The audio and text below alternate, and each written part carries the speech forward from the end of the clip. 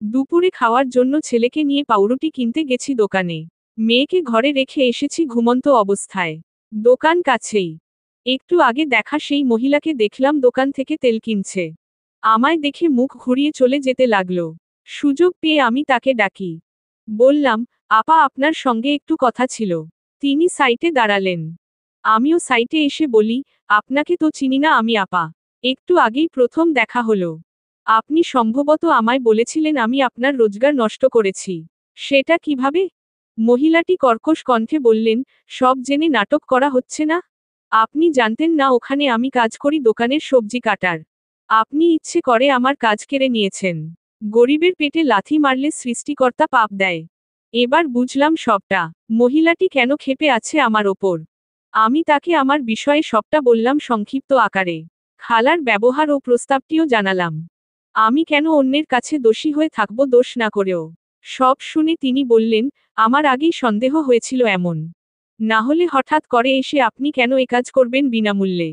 আপনার ওই খালা আমায় বলেছে আপনি নাকি নিজ থেকে উনার দোকানের সব সবজি কেটে দেবেন তাও বিনা টাকায়। খুব ভুল করেছেন এর বাড়ি এসে। মানুষ ভালো না ইনি। টাকা থাকলেও মন নেই। রক্তচোষা আত্মা বলতে পারেন। শুধু পরেরটা খাওয়ার লোভ। এর আগেও এক ভাড়াটিয়া এসেছিল। 7 দিনের বেশি টিকতে পারেনি। আপনাকে যে ঘর ভাড়া দিয়েছে ওটা ঘর নাকি? ওখানে এমনি বেড়া দিয়ে রেখেছে। শুকনো পাতা লাকড়ি রাখে ওইখানে।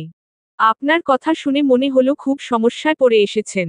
ভাড়া যেহেতু অগ্রিম দিয়েছেন কষ্ট করে মাসটা পার করে যান। আর কোনো কাজের জোগাড় করে এখান থেকে যত দ্রুত সম্ভব চলে যান। সাবধানে থাকবেন। আমায় ক্ষমা করে দিয়েন। ভুল বুঝেছি আপনাকে। মহিলা চলে গেল। আমি ছেলে নিয়ে হাঁটছি আর ভাবছি, খালাকে শুধু স্বার্থপর ভেবেছিলাম। এখন দেখছি ইনি প্রচুর মিথ্যাবাদীও।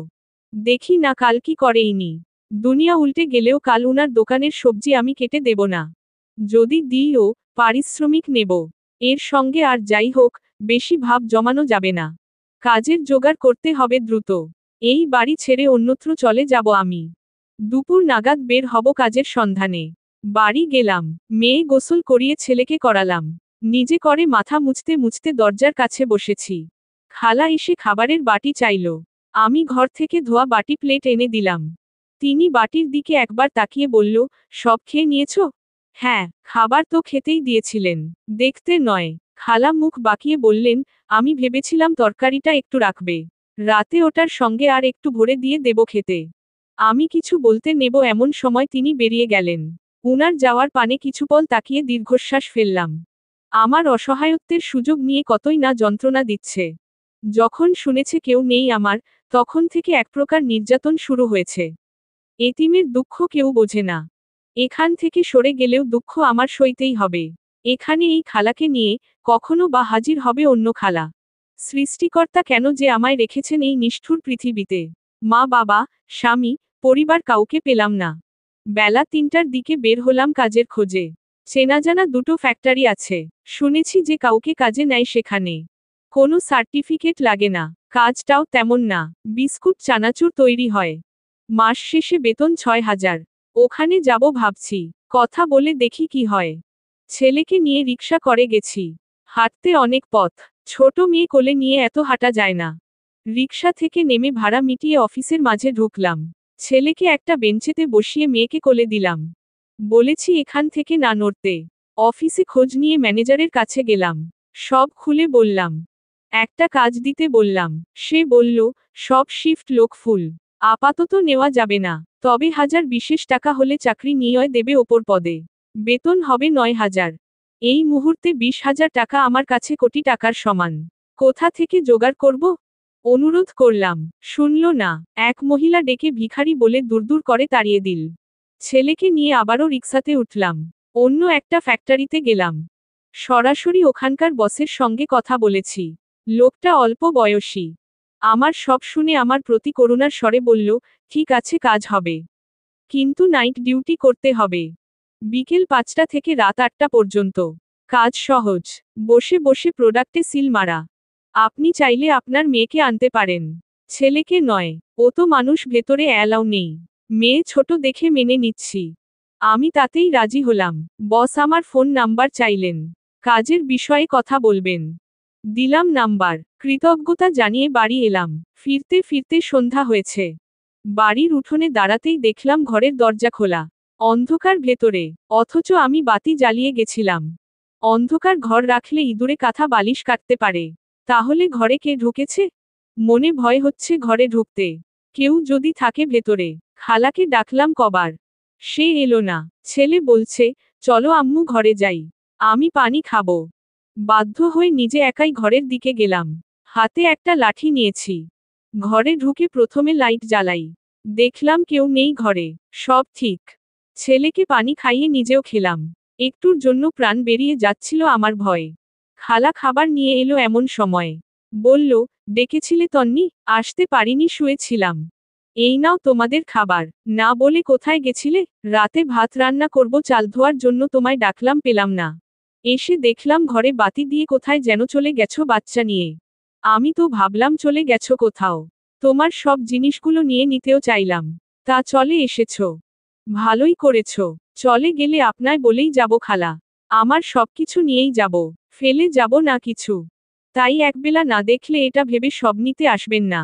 জিনিস আমার। কোথায় নিয়ে কি করব সেটা আমার ব্যাপার। আপনি লাইট বন্ধ করেছেন কেন ঘরের? বিনা অনুমতিতে ঘরেও ঢুকেছেন। খালা বড় বড় চোখ করে বলল, ও বাবা, ও বাবা, আমার ঘর, আমি আসতে পারবো না? কি এমন ধন দৌলত রেখেছ ঘরে যে আসতে পারবো না? ঘর সারার সময় এ কথা কোথায় ছিল খালা? সারার সময় বললেন আমার বাড়ি তোমার ঘর। সারা শেষে এখন আপনার হয়ে গেল? এই শোনো মেয়ে, আমি ও কথা বলতে চাইনি। লাইট জ্বালিয়ে গেছিলে তাই বন্ধ করতে এসেছিলাম। অপচয় করো কেন মেয়ে? বিল দিতে টাকা লাগে না? আমার প্রয়োজনে আমি লাইট জ্বালিয়েছিলাম। অগ্রিম বিল দিয়েছি, লাইট কিনেছি। তো চালাবো ইচ্ছে মতো। অপচয় আমি করিনি। সন্ধ্যায় লাইট সবাই দেয়। আমার ঘরে কোনো জানালা নেই।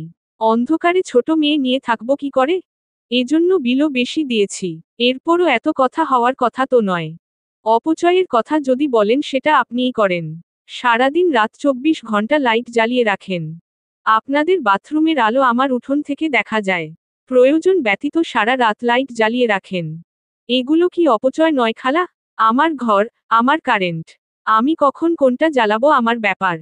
তুমি বলার কে? তোমায় কৈফিয়ত দিতে হবে নাকি? না, আপনি জ্বালালে সব ঠিক, আমি জ্বালালেই ভুল। অপচয়? টাকা দিয়ে থাকি এখানে। ফ্রিতে নই। সুতরাং এসব বলতে পারেন না। এবার দেখলাম খালা চুপ। আমার কথা ঠিক হজম হয়নি তার। এমনটা আশাও করেনি হয়তো। অপরাধ সইতে সইতে মুখের জবান আমার আপনা আপনিই খুলে গেছে। খালা খাবারটা দিয়ে চলে গেলেন। আমি ঘরে এলাম। ঢাকনা খুলে দেখি সেই আলু বেগুনের ঝোল আর ভাত। এ কেমন নির্দয় মানুষ! বাচ্চা ছেলেটাকেও এক টুকরো মাছ দিল না?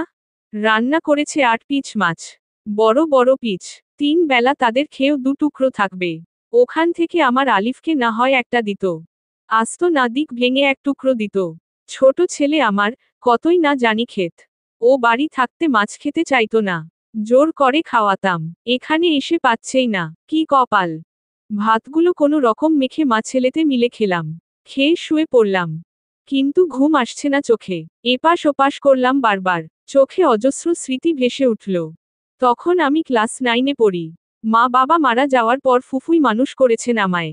সকলের অনাদারে বড় হয়েছি। ফুফুর 3 সন্তান, 2 ছেলে, 1 মেয়ে। সকলেই আমার বড়। বিয়েও করেছে, বাচ্চাও আছে। আমার আদরের ওরা, কিন্তু ওদের আমি চোখের বিষ। সবসময় কটূক্তি করত আমায়। ছোট বেলায় মারও খেয়েছি প্রচুর। কারণে অকারণে গালে মুখে চড় থাপ্পড় দিত। আনন্দের ছলে গায়ে গরম পানীয় ছুঁড়ে মারত। আমি কাঁদতাম, ওরা হাসত। মজা পেত আমার কান্না দেখে। একদিন কি করেছিল জানেন? কনকনে শীতের রাতে আমার গায়ে পুকুরের ঠান্ডা পানি ঢেলে দিয়েছিল। সে সময় আমার বয়স সবে 7। ঠান্ডায় কেমন জানি হয়ে গেছিলাম আমি। নাক নিয়ে রক্ত চলে এসেছিল। জ্বরে ভুগেছি 3 রাত। শীতের মাঝরাতে আমায় ঘর থেকে বের করে দিত। বলতো আমার গা থেকে নাকি গন্ধ আসে। আমরা ভাই বোনেরা এক ঘরে ঘুমাতাম। বড় ভাইয়েরা খাটে, আপা আর আমি নিচে। সবাই খুব বেশি বড় না তখন। আপা বারান্দায় বের করে দিত আমায়। ওই শীতের রাতে গায়ে একটা চাদর নিয়ে ঘরের দুয়ারে বসে থাকতাম ঝিম মেরে। ঘরে ঢুকতে চাইলেও দিত না। সময় এমনও হয়েছে, রান্নাঘরে শুয়েছি। রাত বিরাতে আপা আমায় জঙ্গলে পাঠাতো আম কুড়াতে। সাপেও কেটেছিল একবার। মরিনি তবুও জান শক্ত আমার, প্রচুর মার গাল খেয়েছি। ফুফু বড় ভাই আপাকে শাসন করতে এলে ফুফা তাকেই গালমন্দ করত। আমাকে তারা ঝামেলা হিসেবেই নিয়েছিল। মাত্র ৮ বছর থেকে আমি সংসারের কাজ করতাম। বড় ভাই বোনদের কাপড় ধুয়ে দিতাম, জুতো পরিষ্কার করতাম। ওদের এটো খাবার খেয়ে বড় হয়েছি। মাঝে মধ্যে অবশ্য ফুফু লুকিয়ে খাওয়াতেন আমায়। সবশেষে স্কুলে যেতাম আমি খালি পায়ে, ব্যাগ ছাড়া, বই হাতে। জানেন, কড়া রোদের দিনে পিছালা রাস্তা দিয়ে খালি পায়ে হেঁটে হেঁটে পায়ে ফোস্কা পড়েছে কতবার। রাতে চুপি চুপি কাঁদতাম, শব্দ হলে বড় ভাই পিঠে লাথি বসাত।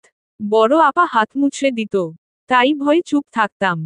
এক ঈদে আমি ফুফুর কাছে বায়না ধরি আমায় একটি নতুন ব্যাগ কিনে দিতে। মানুষ ঈদে চায় নতুন জামা, জুতা। আমি চেয়েছি স্কুল ব্যাগ। খালি হাতে বই নিতে কষ্ট হতো। বৃষ্টির দিনে বই ভিজে ছিঁড়ে যেত। আমি পড়তে খুব ভালোবাসতাম। বই ছিল আমার প্রাণ। প্রতিদিন পড়া শেষে বই জড়িয়ে শুয়ে থাকতাম। মামা অনুভব হতো। বাচ্চা মন তখন। ফুফু বহু কষ্টে লুকিয়ে বাঁচিয়ে আমায় একটা ব্যাগ কিনে দেয় সেবার। খুশি মনে প্রথমবার ব্যাগ নিয়ে স্কুলে গেছি। বাড়ি এসে দেখি হুলস্থুল কাণ্ড। ফুফুকে ফুফা ব্যাগ কেনার অপরাধে মারছে ভীষণ। বড় ভাই আমার ব্যাগ নিয়ে বই সমেত পুড়িয়ে দেয়। আমি চিৎকার করেছিলাম প্রচুর। বই খাতা সব পুড়েছে ব্যাগ কেনার অপরাধে। স্কুলে গিয়েও মার খেয়েছি। অন্যের বই দেখে পড়তাম স্কুলে। বাড়ি ফিরে কাঁদতাম। এভাবেই বড় হয়েছি আমি। ক্লাস 6 পর্যন্ত বড় ভাইয়েরা মেরেছে প্রায়। এরপর আর মারেনি। গায়ে হাত দেওয়া দৃষ্টিকটু দেখায় তাই। তবে আপার অত্যাচার ছিল ঠিকই। একবার জ্বর শরীরে রান্না পুড়িয়ে ফেলেছিলাম। আপা সেদিন আমায় জুতো দিয়ে গালে পিঠে মেরে ফুলিয়ে দিয়েছিল। তখন আমি ক্লাস 8-এ। মরতে ভীষণ ভয় পেতাম আমি। তাই কিছু করতে পারিনি। 8-এর পরীক্ষার আগে আপার বিয়ে হয়ে যায়। ভেবেছিলাম বেঁচে গেলাম। কিন্তু তা হলো না। বড় ভাই বিয়ে করে 1 মাস পরেই। ভীষণ সুন্দরী ভাবি। আমি ভাবির সঙ্গে মিলে মিশে থাকতে চাইতাম। পারিনি। সে আমায় সহ্যই করতে পারত না। সব কাজ করাত। ফুফু কিছু বললে ফুফুর সঙ্গে ঝগড়া হতো। ভাবির বাসি কাপড় পর্যন্ত আমায় দিয়ে ধুইয়েছে। আমাদের বাড়ি ছিল অজপাড়া গায়ে। বড় একটি জমির ভেতর আমাদের বাড়ি। আশেপাশে কেউ নেই। ফুফা চাষ করত সেসব জমিতে। তখন আইন কানুন এত উন্নতি ছিল না। এসব বুঝতামও না। আপনারা হয়তো ভাবছেন আমার মা বাবার কি কিচ্ছু ছিল না? ছিল। একটা বাড়ি, 2টো গরু। বাবা মা মারা যাওয়ার পর সব কাকারা নিয়ে নিয়েছে। গরু 2টো দিয়েছিল আমার ফুফুকে। ফুফা পেলে পুষে বিক্রি করে ঘর দিয়েছিল। সেই ঘরেতেও জায়গা হয়নি আমার। এরপর আমার ফুফু মারা যায়। অত্যাচার বেড়ে দ্বিগুণ। এক পর্যায়ে টাকার জন্য ছোট ভাই আমায় বিক্রি পর্যন্ত করে দিতে চেয়েছিল। আমি বাধা দিয়েছিলাম। সে বছর এসএসসি দিয়েছি আমি। উঠতি বয়স। বিয়ে আসতো, তবে বুড়ো বউ মরা বেশি। ভাইয়েরা ওসব লোকের সঙ্গেই বিয়ে দিতে চাইতো। আমাদের এলাকায় ঘুরতে এসেছিল আকাশ ও তার বন্ধুরা। গ্রাম্য পরিবেশ উপভোগ করতে এসেছিল। আমার সঙ্গে তার পরিচয় তখনই। আকাশের বন্ধুর মামার বাড়ি ওই গ্রামেই। ওরা ওই বাড়িতে উঠেছিল। আমি তখন ও বাড়ির এক ছোট মেয়েকে প্রাইভেট পড়াই। সেখানেই দেখা আকাশের সঙ্গে। আমায় প্রথম দেখাতেই তার ভালো লাগে।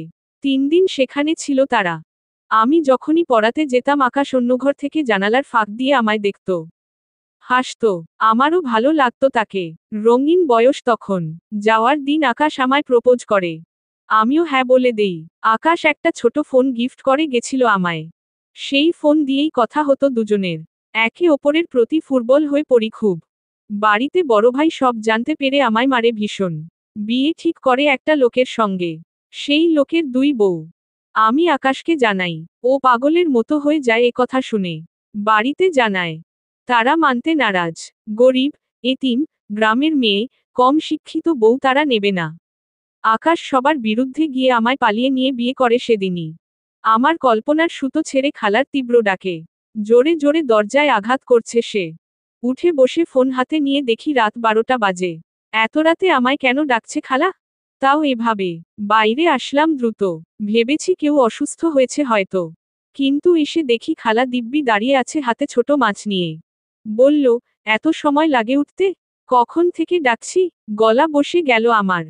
চলো আমার বাড়ি তাড়াতাড়ি। মাছ কাটতে হবে। তোমার আঙ্কেল অনেক ছোট মাছ এনেছে। সস্তায় পেয়েছে তাই বেশি করে এনেছে। কেটে বেছে দেবে চলো। আমি চোখ কচলে বললাম, আমি কেন এত রাতে মাছ কাটতে যাব খালা? এটা কি মাছ কাটার সময়? আঙ্কেল এনেছে তো আপনি কাটেন। খাবে তা কাটবে না? এই মাছ কাল রান্না হবে। না কাটলে কাল রান্না বন্ধ। উপোস দিয়ে থাকতে পারবে? দোকানের কাজ নয় না করলে। বাড়ির রান্নার কাজগুলো তো করবে। মাছ বাড়িতে খাওয়ার। তোমার সঙ্গে তো আমার এমনই কথা হয়েছিল। এখন এসব কেন বলছো তাহলে? আমি পড়লাম মহা ঝামেলায়। উপায় না পেয়ে বললাম, ঠিক আছে। আপনি তাহলে মাছ আর একটা বটি দিয়ে যান। আমি ঘরের দরজায় কাগজ বিছিয়ে কাটি। আপনার বাড়ি যেতে পারবো না বাচ্চা রেখে। এত রাতে বাচ্চা একা রেখে গেলে ওরা ভয় পাবে। কান্না করবে। ওটি তো হচ্ছে না। আমার বাড়ি গিয়ে কাটতে হবে। এখানে কাটলে যদি রেখে দাও লুকিয়ে। আমায় কি রাক্ষস মনে হয় আপনার? কাঁচা মাছ রেখে খাবো নাকি? রান্নার কিছু আছে আমার? সামান্য মাছ নিয়ে ছোটলোকি করা আমার স্বভাব নয়। খালা মুখ বাঁকিয়ে বলল, তুমি তো বেশ চোপা করো তন্নি। সামান্য মাছই তো কাটতে বলেছি। একটা রাত বাচ্চা এখানে রেখে গেলে বাঘ ভাল্লুক খেয়ে নেবে নাকি? আমরা বাচ্চা পালিনি। দুদিনের বাচ্চা রেখে রাত বিরাতে ধানের কাজ করতাম বাইরে। আমিও প্রতিউত্তরে বললাম, সে যুগ আর এই যুগ এক নয়। তখনকার সঙ্গে এখন মেলাতে আসবেন না দয়া করে। আমি আমার বাচ্চা অনিরাপদে রেখে যেতে পারবো না ব্যাস। তেমন হলে কাল আমি আলাদা খাবো। খালাকে দেখলাম এবার চিন্তিত হলো। কণ্ঠ নরম করে বলল, ঠিক আছে। তুমি এখানেই মাছ কেটে নাও। আমি দাঁড়িয়ে থাকব। সামান্য মাছ নিয়ে কারো মনে এত সংশয় থাকতে পারে জানা ছিল না। কি আর করার, কাটতে তো হবেই। চুলে খোপা করে বসে পড়লাম কাটতে। বেশ অনেকগুলো মাছ। খালাও হাত লাগালে তাড়াতাড়ি হতো। আমি কিছু বলার আগেই সে বলল, এত রাতে মাছ কাটলে আমার হাত কেটে পড়ে যাবে। এখন কি আর সেই বয়স, সেই শক্তি, সেই চোখ আছে? তুমি বাবা বয়স কম, চোখ ভালো, দেখতে পাও। এজন্য তোমায় দিয়েছি কাটতে। আমার পেটের মেয়ে হলে তাকেই বলতাম। তোমায় মেয়ে মনে করি তাই আবদার বায়না করি। তুমি বাপু আমায় শুধু ভুল বোঝ। কথায় কথায় তর্ক করো, রাগ দেখায়। মা হলে এমন করতে? মনে মনে বলি, আমার মা হলে মেয়ের দুঃখটাও বুঝতো। খাবারে কষ্ট দিত না, খাই বলে অন্যায় আবদার করত না। মায়ের জায়গা কেউ নিতে পারে না। বলতে পারে সবাই, কিন্তু কাজে পারে না। ঘুমে আমার চোখ ঢুলুমুলু। ছোট ছোট মাছ। এত রাতে বাজার দিয়ে আসার সময় কমে পেয়েছে নিশ্চয়। এজন্য কিনে এনেছে। এই মাছ কাটা এক প্রকার অত্যাচার। কোমর ধরে আসছে আমার, পা ঝিম ঝিম করছে। হাতের তিনখানে কেটেও গেছে। টানা 1 ঘন্টা বসে মাছ কেটেছি। মেয়ের কান্না শুনলাম, ঘুম ভেঙে গেছে। তড়িঘড়ি নোংরা, উচ্ছিষ্ট অংশ পলি ব্যাগে গোছালাম। মাছ কাটা শেষ। এগুলো ফেলে দিতে হবে। এত রাতে ফেলা ঠিক হবে না। ফেলতে গেলেও বাড়ির বাইরে গিয়ে দূরে ফেলতে হবে। না হলে গন্ধ বের হবে। এই মহিলা যা মানুষ, তাতে আমাকেই ফেলতে বলবে। মাছ যে কাটল না, উচ্ছিষ্ট ফেলে নাকি? এদিকে বাইরে ঘুটঘুটে অন্ধকার। ভয় করে আমার, তাই ভাবলাম সকালে ফেলবো। খালাকে বললাম, মাছের উচ্ছিষ্ট সকালে ফেলে দেবনি। একটা ব্যাগেতে রেখে দেই। এত রাতে ফেলা ঠিক হবে না। খালা হুড়মুড়িয়ে উঠে দাঁড়াল। ফোনের লাইট জ্বালিয়ে বলল, পলি খোলো। আমি একবার চেক করে নেই। যদি মাছ কিছু রেখে দাও। প্রচণ্ড বিরক্ত হলাম আমি। ধপ করে পলিটি নিচে রাখলাম। মহিলা একটা কাঠি এনে খুঁটিয়ে খুঁটিয়ে, নেড়ে চেড়ে সব দেখতে লাগলো। ইচ্ছে হচ্ছিল এই নোংরা গুলোই এর মুখে পুরে দেই। বললাম, এক কাজ করেন খালা। মাছের সঙ্গে নোংরা গুলোও নিয়ে যান। ফ্রিজে রেখে দেবেন। সকালে বেছে নিজে ফেলে দেবেন। তিনি ভ্রু কুঁচকালেন। আমি মাটি থেকে পলি সমেত নোংরা উঠিয়ে ব্যাগে রেখে বাড়ির এক কোণে রাখলাম। হাতে সময় নেই আমার। মেয়ে কাঁদছে। খাওয়াতে হবে। খালাকে বললাম, মাছ কেটে দিয়েছি। নোংরা ফেলে দিয়েছি। বেছে কেটে হাঁড়িতে মাছ রেখেছি। আপনি শুধু একটু ধুয়ে নেবেন। আমার মেয়ে কাঁদছে খিদেতে। কাটলে বাছলে তুমি। ধুয়েও দিয়ে যাও। এখন এই মাছ ধুতে আমি হাত ময়লা করব নাকি? মেয়ে কাঁদছে তো কি হয়েছে? কাঁদলে বাচ্চার ব্রেন ভালো হয়। কান্নার সঙ্গে সঙ্গে খাবার দিলে অহংকারী হবে। অভাব বুঝবে না। মেয়ে মানুষের একটু ধৈর্য ধরতে হয়।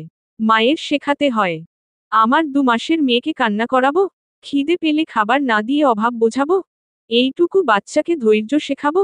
মাথা খারাপ নাকি আপনার? খালা আমার রাগান্বিত চেহারা দেখে ভয় পেল হয়তো।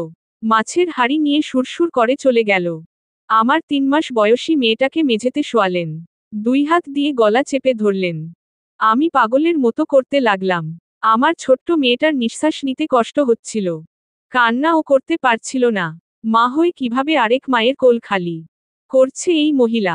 আমি চেঁচাতে চেষ্টা করলাম, কিন্তু পারলাম না। মুখ যে বাধা আমার, ছটফটাতে লাগলাম। ছোট্ট শিশুটার ফর্সা মুখশ্রী লাল টকটকে হয়ে গেল। ছোট্ট ছোট্ট হাত পা গুলো বারবার নাড়াচ্ছিল। একসময় নিস্তব্ধতায় ছেয়ে গেল চারপাশ। অবচেতন হয়ে পড়ে গেলাম আমি। বৃষ্টির পানির ফোঁটায় জ্ঞান ফিরল আমার। এভাবে কতক্ষণ ছিলাম জানি না। মরা মেয়ে সহ আমাকে এখানে ফেলে রেখে গেছে অমানুষিকগুলো। চোখ মেলতেই দেখি ধুধু অন্ধকার মাঠের মধ্যে পড়ে আছি আমি। পাশেই আমার মৃত মেয়ে পড়ে আছে। মেয়েকে জড়িয়ে ধরলাম। হাসতে হাসতে পাগল হয়ে যাচ্ছে রাজিয়া। আজ যেন তার খুব সুখের দিন। নিজ হাতে মেয়েকে দাফন করল। বৃষ্টিতে ঘুরে ঘুরে ভিজতে লাগল। এরপর সকাল হলো। এলাকাবাসী রাজিয়াকে পাগল অবস্থায় পেল। বাচ্চার কথা জিজ্ঞেস করতেই মাতোয়ারা বেগম বলল, মানসিক ভারসাম্য হারিয়ে নিজের হাতেই নিজের বাচ্চাকে মেরে কবর দিয়েছে রাজিয়া। গ্রামবাসীরা আক্ষেপ করল, রাতারাতি সুস্থ মেয়েটার একই হয়ে গেল। বিষয়টি নিয়ে তেমন মাথা ঘামালেন না কেউই। নিজের খেয়ে খেয়েই বা পরের মোষ তাড়াবে। 7 দিন পর বাড়ি ফিরল রায়হান। পাগলি রাজিয়া এতদিন শুধু মেয়ের কবরের কাছেই ছিল। পাশের বাড়ির সেই ভাবি সময় করে খাইয়ে দিয়ে যেত তাকে। মাতোয়ারা বেগম বা তার বাড়ির কেউ খোঁজও নিত না রাজিয়ার। রায়হান এসে উঠোনে দাঁড়াতেই কোথা থেকে যেন ছুটে এলো রাজিয়া। স্বামীকে জড়িয়ে ধরতেই ধাক্কা দিয়ে সরিয়ে দিল তাকে। গায়ের পোশাক হাত দিয়ে ঝাড়তে লাগল। রাজিয়া তার নিজের পোশাকের দিকে তাকালো। এত নোংরা, গন্ধযুক্ত পোশাক দেখেই হয়তো রায়হান সরিয়ে দিচ্ছে তাকে। সামান্য হাসল রাজিয়া। দৌড়ে কলপারে গেল। রায়হান রাজিয়ার যাওয়ার পানে তাকিয়ে রইল। মাতোয়ারা বেগম ছেলেকে ঘরে নিয়ে গেল। খালার বাড়িতে 8 দিন টিকতে পেরেছিলাম আমি জানেন। 8 দিনের দিন ঘটেছিল এক অবিশ্বাস্য ঘটনা। এতে অবশ্য আমারই লাভ হয়েছে। বলবো সবই আজ। তবে একটু পরদিন সকালে বেশ ভোরে উঠেছি। মাছ কেটে অনেক রাত হয়েছে, ঘুম আর হয়নি। বিছানায় শুয়ে অলস ঘুম না ঘুমিয়ে উঠে পড়েছি। নামাজ শেষে দোয়া পড়ছিলাম, এমন সময় খালা এলো। বলল, এত সকালে ঘুম ভেঙেছে? যাক ভালো, সকাল সকাল উঠবে, কাজ করবে। ছেলেকেও উঠিয়ে দেবে। তুমি উঠোন ঝাড় দিলে ওকে ঘর ঝাড় দেওয়াবে। দুজন মিলে কাজ করবে, সময় বাঁচবে। আমার কাজগুলোও করবে। কাজ করলে শরীর ভালো থাকে। চলো তবে উঠোন ঝাড় দিয়ে সবজি কুটে দেবে। আমি কেন আপনার বাসি উঠান ঝাড় দেব খালা? যতদূর জানি, যার বাসি তারই সারতে হয়। আপনি বরং ঝাড় দিয়ে নিন। আমি যে সবজি কেটে দেব। একবেলা ঝাড় দিলে হাত ক্ষয়ে যাবে নাকি তোমার? আপনি দিলেও তো ক্ষয়ে যাবে না। খালা রাগ করেছে আমার কথায়। তাতে আমার কি? যজ্ঞ জবাবই দিয়েছি আমি। একটু পর তার বাড়ি গেলাম। আজ আলু বেগুন দিয়ে ছোট মাছ রান্না করবে। কুচি করে কেটে দিয়েছি সব। তিনি চুলোতে ভাত বসিয়ে বলল, হিসেব মতো তোমার আজও আমার দোকানের সবজি কেটে দেওয়ার কথা। কাল বিকেলে রান্নার সময় চাল ধুয়ে দাওনি। কোথাও যেন চলে গেছিলে। তাই ওই কাজের বদলে আজ এটা করার কথা ছিল। কিন্তু করতে বললে আবার ঝগড়া শুরু করবে। তোহ থাক। তুমি সবজি কেটে বাথরুম টয়লেট পরিষ্কার করে দেবে। শোধ হয়ে যাবে। পারবো না খালা। একবেলা চাল ধুইনি দেখে বাথরুম পরিষ্কার করব? কাল ঝাড় দিয়ে দিয়েছি। সেটার সঙ্গে শোধ দিন। তুমি মেয়ে বড়ই কথা বলো। তোমায় ভালো ভেবেছিলাম। আচ্ছা থাক, করতে হবে না কিছু। সুযোগ সুবিধা পাচ্ছ তো বুঝছো না। কোন বাড়ির বাড়িওয়ালা নিজে রেঁধে খাওয়ায়? আমি খাওয়াচ্ছি তোমায়। আমিও টাকা দিয়ে খাচ্ছি খালা। খালা কিছু বলল না আর। আমি কুটা বাছা শেষ করে বের হতে যাব এমন সময় তিনি বলল, কাল কোথায় গিয়েছিলে? বলি, কাজের সন্ধানে। একটা কাজ পেয়েছিও বটে, নাইট ডিউটি। তবে আমার মুখের কথা খালা কেড়ে নিয়ে বলল, তাহলে রাতে খাবে না? অফিসে থাকবে? ভালোই হলো, খাবার বেঁচে গেল আমার। ডিউটি বিকেল 5টা থেকে রাত 8টা। এরপর বাড়ি ফিরে আসবো আমি। রাতের খাবারও খাবো। আপনার যদি খাবার দিতে এতই সমস্যা তো বলে দিন। কাজ আমি পেয়েই গেছি, আলাদা খাই। তবে এই একদিন খাবারের টাকা কিন্তু দিতে পারবো না। খালা মুখ ছোট করে বলল, আমি কি সে কথা বলেছি? বেশি বোঝো তুমি। বাড়ি যাও, খাবার দিয়ে আসবো। আমি কিঞ্চিত হেসে চলে এলাম। মহিলা শিক্ষা পেয়েছে ভীষণ। আজ দেখলাম তাড়াতাড়ি খাবার নিয়ে এসেছে। মাছের সঙ্গে ডালও রান্না করেছে। কিন্তু তরকারির বাটি একটি। ওনার সামনেই ঢাকনা খুললাম। যা ভেবেছিলাম তাই। বড় মাছ সেদিন তাই শুধু তরকারি দিয়েছিল। আজ তরকারিটাও দেয়নি, মাছ ছোট বলে। শুধু ডাল ভাত আর একটা বড় পেঁয়াজ। খালা একগাল হেসে বলল, পেঁয়াজ কামড়ে ডাল দিয়ে মাখিয়ে ভাত খাও। দেখবে হেব্বি মজা। এইটারই অপেক্ষা করছিলাম আমি। কাল এজন্য কিছু বলিনি। উনি ঠিক অজুহাত দেখিয়ে দিত একটা। এবার কি করবে? এবার হাতে নাতে ধরা। আমি বুদ্ধি খাটিয়ে সম্পূর্ণ ডালটা ভাতের মাঝে ঢেলে বাটিটি তাকে দিয়ে বললাম, মাছের তরকারি আনুন খালা। সঙ্গে মাছও। কাল মাছ কাটিয়ে নিলেন খাওয়ার জন্য, এখন দেবেন না? বড় মাছও দেননি। আজ তো দিতেই হবে। বলেছিলেন আপনারা যা খাবেন আমাকেও তাই দেবেন। আলাদা কিছু নয়। তাহলে মাছের অংশীদার তো আমিও, তাই না? খালা খপ করে বাটিটি হাতে নিয়ে বলল, আমি কি বলেছি দেব না? ও তো একসাথে আনা যায় না, তাই আনিনি। দাঁড়াও এনে দিচ্ছি। খাবার নিয়ে কত কথা বাবা। তিনি হনহন করে চলে গেল। কিছু সময় পর বাটিতে তরকারি এনে দিল। ছেলে নিয়ে খেতে বসলাম। তরকারি প্রচুর ঝাল। বাটি উঠিয়ে ঝোলের দিকে ভালো করে লক্ষ্য করতেই বুঝলাম, আলগা গুঁড়ো মরিচ যুক্ত করেছে তরকারিতে। যেন আমি খেতে না পারি। সত্যিই খেতে পারিনি। ছেলেটা একবার খেয়ে আর খায়নি। খালার হাসির শব্দ পেয়েছি। খালা নামের ডাইনি ইনি। ঘটি বাটি কাল সবই আলাদা করব। যা হয় হবে। ছেলেটাকে না খাইয়ে রাখতে পারবো না। আবারও সেই কলা পাউরুটি কিনে এনেছি। সকাল দুপুরে খাবো তাই বেশি করে এনেছি। খালা ঘরে ঢুকে গল্প করার অজুহাতে দেখি একটা দুটো করে পাউরুটি নিয়ে খায় আর বলে, যা খাবে আমায় দিয়ে খাবে। আমি বয়স্ক মানুষ। প্রচণ্ড রাগ হলো আমার। এত হ্যাংলা কেন ভাই? সন্ধ্যায় ছেলেকে পড়তে বসিয়েছি। খালা এসে লাইট অফ করে দিয়ে যায়। বলে বাইরে জোছনার আলো আছে। ঘরের দুয়ারে বসে পড়াও। ডাক্তার, ইঞ্জিনিয়ার হবে। আমি বলি, আমার অত দরকার নেই। সেদিন ঘরে দুটো সিদ্ধ ডিম কিনে এনে রেখেছি। খালা খুঁজে খুঁজে একটা নিয়ে গেছে। বিরক্ত হয়ে বললাম, এভাবে চলতে থাকলে আমার পক্ষে আর থাকা সম্ভব হবে না এই বাড়ি। কি শুরু করেছেন আপনি? পাগল পেয়েছেন আমায়? মুরগি রান্না করে আলু ঝোল দিয়ে ভাত দেন। মাংস চাইলে মরিচ মিশিয়ে দেন। ভাতের পরিমাণ এত কম যে ছেলেরই খাওয়া হয় না এখন। সকালে পান্তাও দিচ্ছেন। নিজেরা ঠিকই গরম ভাত খাচ্ছেন। ছেলে নিয়ে পান্তা খাওয়া যায়? আমার বেলা যত অভাব আপনার, তাই না? আমার মাপের খাবার দেওয়ার কথা। দেন পাখির খাবার। বাতি জ্বালাতে দেবেন না ঘরে, বিল ঠিকই নেবেন। ঘরে কিছু রাখলে নিয়ে যান। কোথায় কি রেখেছি সারাদিন ঘুটে বেড়ান। 800 টাকা ধার নিয়েছেন, দেওয়ার নাম নেই। সবজি কিনতে গিয়ে বলেন আপনার ছেলেরা বিদেশ থেকে ডলার পাঠায়। সেই ডলার ভাঙিয়ে সামান্য সবজি কিনবেন না। 10-20 টাকা আমায় দিতে বলেন। ডলার ধুয়ে পানি পাবেন আপনি? এমন বাড়িওয়ালা আমি জীবনে দেখিনি। আমি সামনের মাসেই ছেড়ে দেব এই বাড়ি। প্রয়োজনে রাস্তায় গিয়ে থাকব। তবুও এই নরকে থাকব না আর। খালা কিছু না বলে চলে গেল। অপমানে বেচারার মুখ দিয়ে কথা নেই। ওই দিন বিরিয়ানি রান্না করবে, চিকেন বিরিয়ানি। সব গুছিয়ে করে দিয়ে এসেছি। ছেলেকেও বলেছি। ছেলে আমার মহা খুশি। দুপুরেও খায়নি। বিরিয়ানি পেট ভরে খাবে তাই। রান্না শেষ হয়েছে সন্ধ্যায়। মহিলা খাবার দিয়ে গেল 10টায়। তাও রাইস আর হাড়গোড়। মানে উনারা হাড় চিবিয়ে ভাতের সঙ্গে মিশিয়ে দিয়ে গেছে। খাবার দেখে ঘৃণা করতে নেই। কিন্তু আমার ঘৃণাই পাচ্ছে। মহিলার আসলেই লজ্জা নেই। ছেলে ওখান থেকেই খেতে চাইল। খিদে পেট কিনা, আমি খেতে দেইনি। দু ভাই বোনকে ঘরে রেখে প্লেট নিয়ে খালার বাড়ি গেলাম। খাবারের থালাটা ওনার মুখের সামনে ধপ করে রেখে বললাম, এসব কি দিয়েছেন? মানুষের খাবার দিয়েছেন নাকি কুকুরের খাবার? আমায় কুকুর মনে হয় আপনার? আঙ্কেল ঘরেতেই ছিল তখন। আমার চিৎকারে এগিয়ে এলো। খালা খাবার দেখে বলল, ভুল হয়ে গেছে। এটা ফেলে দেওয়ার জন্য রেখেছিলাম। ভুলে তোমায় দিয়ে দিয়েছি। তোমার জন্য বেড়েই রেখেছি। সবই মিথ্যা। উনি ভেবেছিল অন্য সময়ের মতো এবারও সবটা সহ্য করে নেব। উনাদের এঁঠো খাবার খাবো। একটা মানুষ কত সহ্য করতে পারে আর? আমার অসহ্য হয়ে গেছে। আমি আবারও চেঁচিয়ে বললাম, তাড়াতাড়ি ভালো, নতুন খাবার দিন। সে থালা নিয়ে রান্নাঘরে গেল। পিছে গেলাম আমিও। হাঁড়ি খুলতে চাইল না। আমি নিজেই হাঁড়ির মুখের ঢাকনা তুললাম। প্রায় অর্ধেক হাঁড়ি খাবার আছে এখনো। সকালে বাসি খাবে, অথবা ফেলে দেবে। তবুও আমায় দেবে না।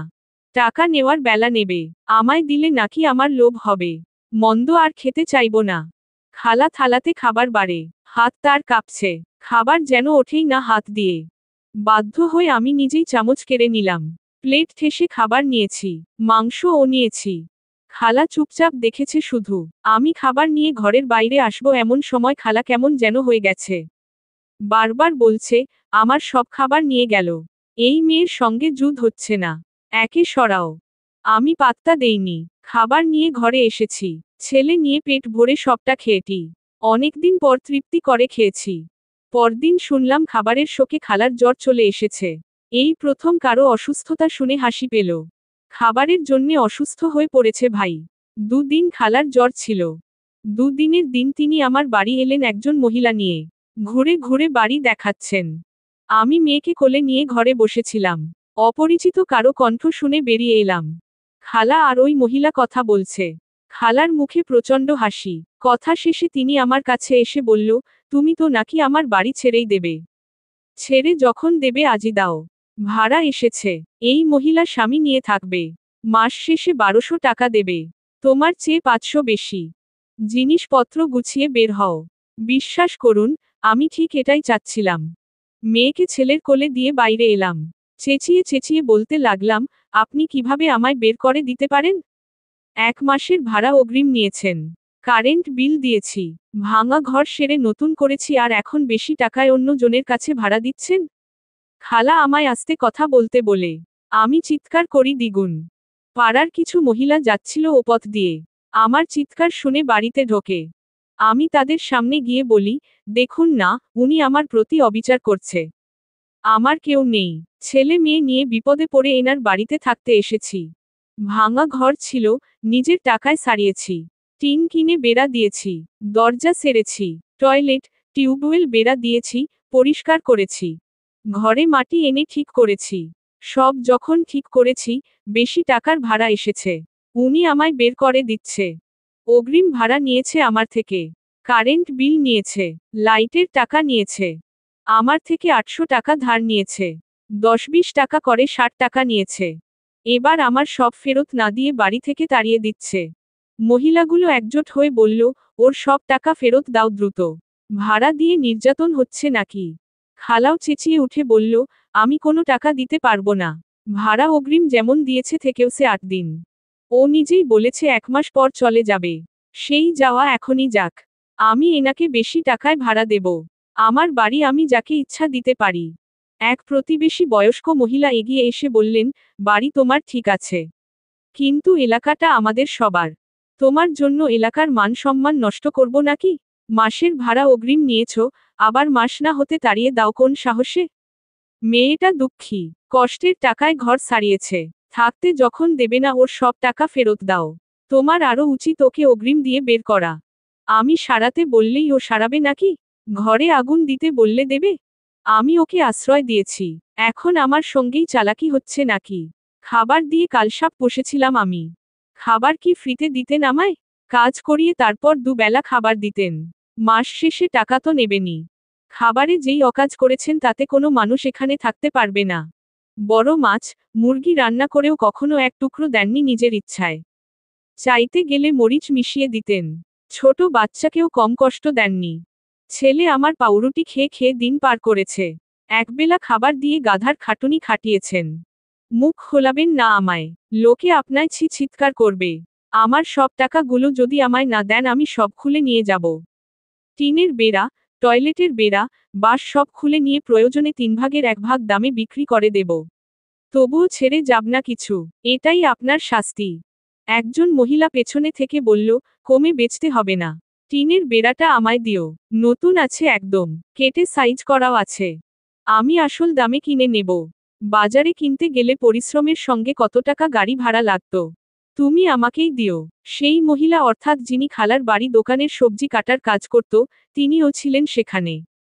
তিনি এসে বললেন, তন্নি ঠিক কথা বলছে। ওর সঙ্গে আমার কথা হয়েছে। মেয়েটা বড্ড ভালো। উনিই শয়তান। মেয়েটার মা বাবা নেই। এতিম। স্বামী ডিভোর্স দিয়েছে। উনার উচিত ছিল মেয়েটার পাশে দাঁড়ানো। তিনি তা না করে আরও নিয়েছে ওর থেকে। আমার কাছে তন্নির নামে মিথ্যা বলেছে। দোকানের সব সবজি যা আমরা দুজন মিলে কাটতাম, তা ওই মেয়েকে দিয়ে একা কাটিয়ে নিয়েছে। তাও বিনা পারিশ্রমিককে। উনি চেয়েছিল তন্নিকে কাজের লোক বানিয়ে খাটাবে। বদলে দুটো ভাত দেবে। মাস শেষে আবার টাকাও নেবে। মানে ওর স্বার্থ পূরণ করাবে অসহায় মেয়েটাকে দিয়ে। এজন্য আমায় কাজ থেকেও ছাড়িয়ে দিয়েছিল। আমি বলি, হ্যাঁ শুধু তাই নয়। আমায় বলেছে রান্নার কাজে সাহায্য করতে। কিন্তু উনি আমায় উনার বাড়ির কাজ পর্যন্ত করিয়ে নিয়েছে। রাত 12টায় মাছ কাটিয়ে নিত। অথচ আমাদের সেই মাছ খেতে দিত না। ছোট বাচ্চার জন্য কোনো খাবার এনে ঘরে রাখলে না বলেই নিয়ে যেত। খেয়ে নিত। এবার দেখছি খালার মুখ শুকিয়ে গেছে।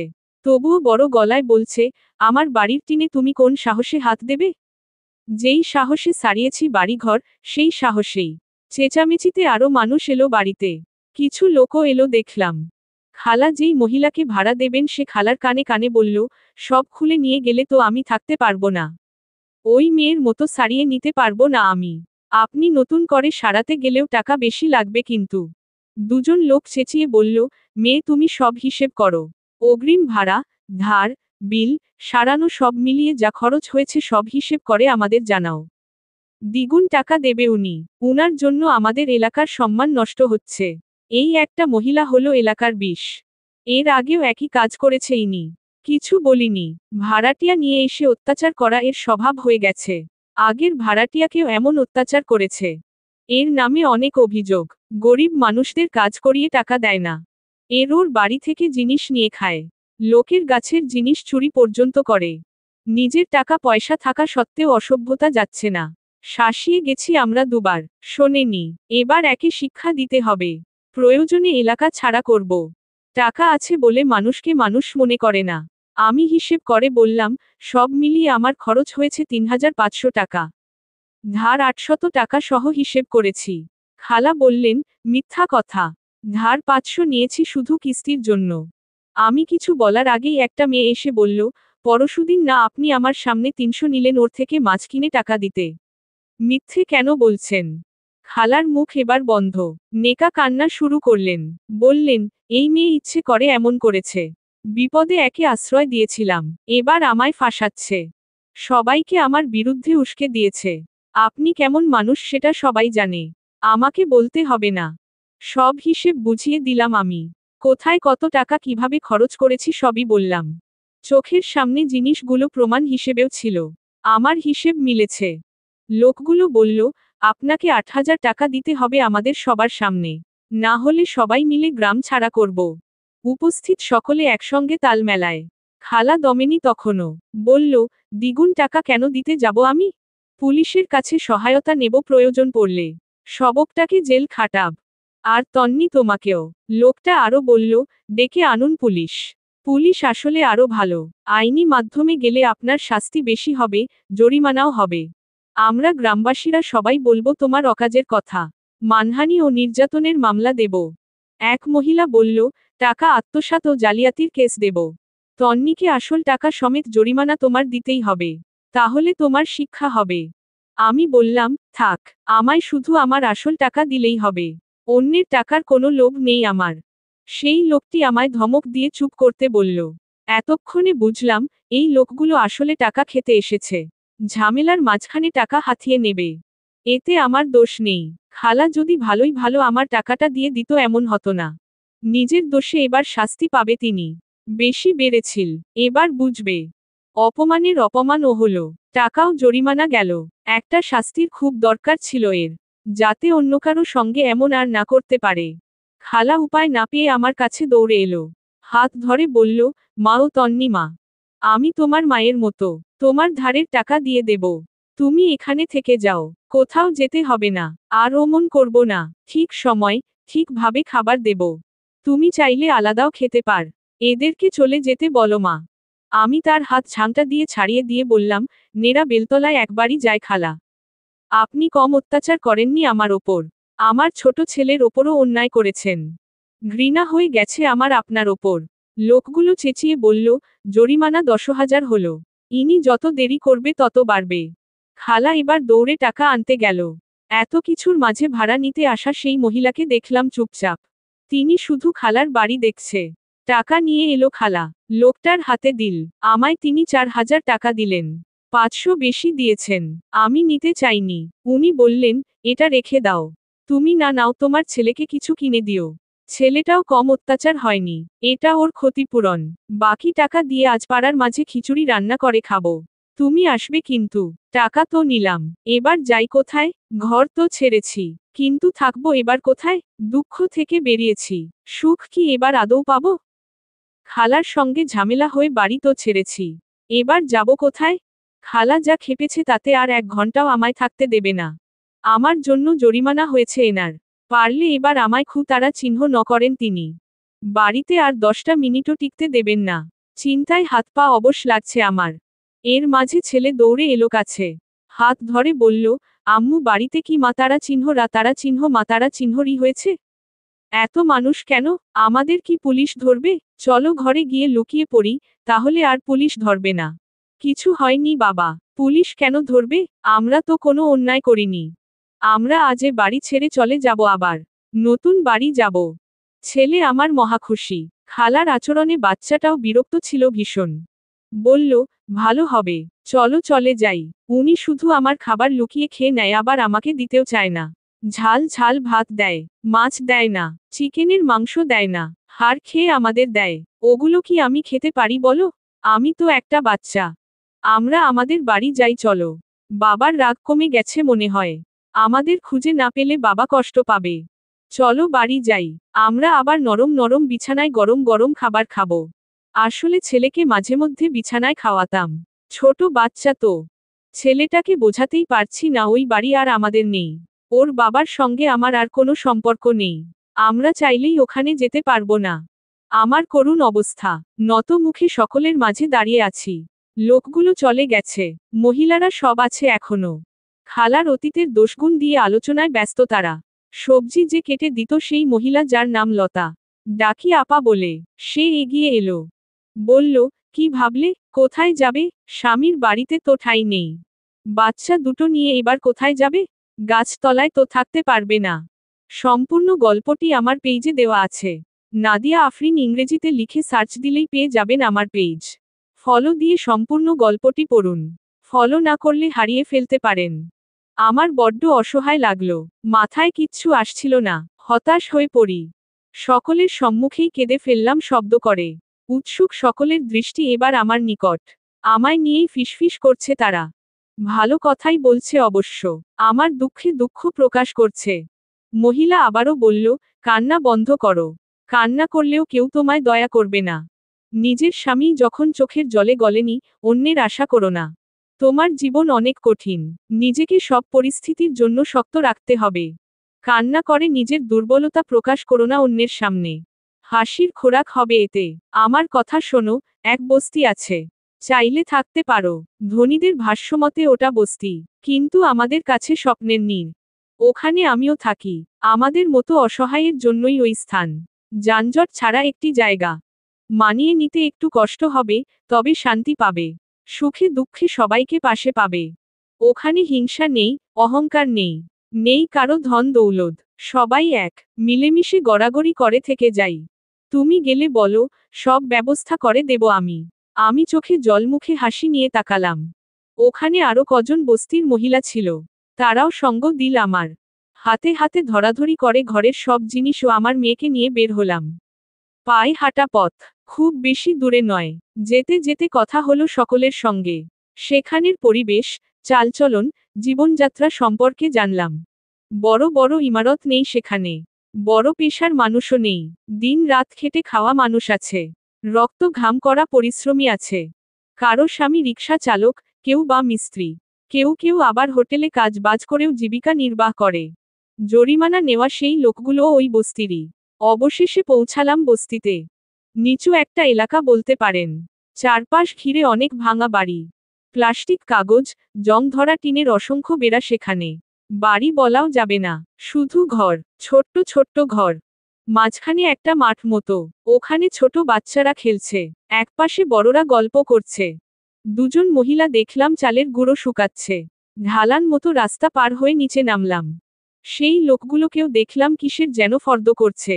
তারা আমার নিকট এগিয়ে এসে বলল, এখানে আসলে ভালো করলে। আমাদের বোন হয়ে থাকবে। তোমার কোনো দুঃখ নেই। আমরা সবাই তোমার আপন। মনে মনে ভরসা ও সাহস পেলাম। আমি পারবো। পারবো জীবন যুদ্ধে জয়ী হতে। আমায় দেখা মাত্র ভিড় জমতে শুরু হলো। দল বেঁধে নারী পুরুষ ও বাচ্চারা এগিয়ে আসছে। এক মহিলা চেঁচিয়ে বলল, কুটুম এনেছি। আজ থেকে ও আমাদের সঙ্গে থাকবে। সবাইকে দেখলাম খুশি। এরা এত সহজে মানুষকে আপন করে নিতে পারে। নতুন মানুষ, সবাই একটু বেশিই নজর দিচ্ছে। লতাকে আপা বলে ডেকেছি আমি। লতা আপা সকলকে উদ্দেশ্য করে বলল, এই মেয়েটার ঘর নেই, স্বামী তাড়িয়ে দিয়েছে, মা বাপ নেই, আপন বলতে দুটো বাচ্চা শুধু আছে। আমি যেখানে সবজি কাটি ও বাড়ির গিন্নিটাকে তো চেনি, 1 নাম্বারের শয়তান। ওর বাড়িতে মেয়েটা ভাড়ায় ছিল, চরম জুলুম করে আজ তাড়িয়ে দিয়েছে। তাই নিয়ে এলাম, ওকে একটু জায়গা দাও সবাই। বেচারা অভাগী, বাচ্চা দুটোকে নিয়ে কোথাও যাওয়ার জায়গা নেই। আমরা একটু মায়া না করলে হয়তো কখন দেখব ছেলে মেয়ে নিয়ে রাস্তায় মতারা চিহ্ন রে পতারা চিহ্ন রে আছে। পুরো গল্পটি নাদিয়া আফরিন পেইজে দেওয়া আছে, ফলো দিয়ে পড়ে নিন, না হলে হারিয়ে ফেলতে পারেন। এছাড়াও আমার লেখা সব গল্প পাবেন আমার পেইজে, ওখানকার সকলে ঐক্যবদ্ধ হয়ে আমার সঙ্গ দিল। আমি তখন মাথা নিচু করে চোখের জল বিসর্জন দিচ্ছি। মেয়েটা কোলে, ছেলে ড্যাপ ড্যাপ করে তাকিয়ে চারপাশ দেখছে শুধু। এক ছোট ছেলে এসে আমার ছেলের হাত ধরে বলল, তোমরা এখানে থাকবে, আমরা একসঙ্গে খেলব।